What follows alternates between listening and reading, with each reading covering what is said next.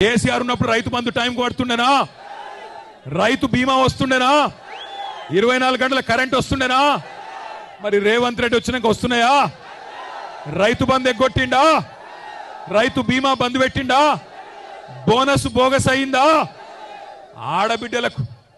ఆడబిడ్డలకు చెప్పిండు కదా నెలకు 2500 ఇస్తానని వచ్చినాయా? మహాలక్ష్మి అన్నాడు, మహారాష్ట్రలో కూడా తన్నులు తిన్నాడు.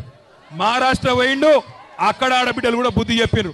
వీడు పచ్చి లంగా తెలంగాణలో ఆడబిడ్డలను మోసం చేసిండు, మమ్మల మోసం చేసేందుకు వచ్చిండని చెప్పి మహారాష్ట్రలో ఉన్న ఆడబిడ్డలు చైతన్యం ప్రదర్శించిండ్రు. కాంగ్రెస్ పార్టీని తన్ని ఎలగొట్టిండ్రు.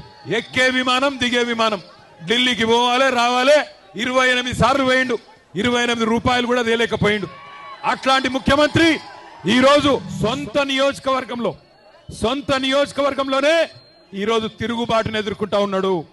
మొన్న జరిగింది అధికారులకు వ్యతిరేకంగా జరిగిన నిరసన ప్రదర్శన కాదు. అధికారులు పోతే నిరసన వ్యక్తం చేసిండ్రు. అదే రేవంత్ రెడ్డి పోతే ఉరికిచ్చి కొట్టేటోళ్ళు మొన్న మా గిరిజన అన్నదమ్ములు. ఇది వాస్తవం. ఎవరి కోసం? ఫార్మా విలేజ్ అల్లుని కోసం అక్కడ ఫార్మా దుకాణం పెట్టి వాళ్ళ సొంత అల్లుని కోసం ఇవాళ పేదవాళ్ళ భూములు గుంజుకునే ప్రయత్నం చేస్తా ఉన్నాడు. ఈ ముఖ్యమంత్రి పేదోళ్ళ కోసం పనిచేస్తలేడు. అదాని కోసం, అల్లుని కోసం, అన్నగాని కోసం, తమ్ముడి కోసం, వాళ్ళ కోసం తప్ప రాష్ట్రంలో రైతుల కోసం కానీ పేదవాళ్ళ కోసం కానీ ఈ ముఖ్యమంత్రి పనిచేస్తలేడు. మీకు తెలుసు, ఇదే భారతదేశంలో ఈయన కంటే నేను చాలా గొప్పోడిని అనుకునే నరేంద్ర మోడీనే, భారత ప్రధానమంత్రినే సంవత్సరం పాటు రైతులు ఆందోళన చేస్తే ఆ నల్ల చట్టాలు వెనుకకు తీసుకోక తప్పని పరిస్థితి. అది రైతుల పవర్.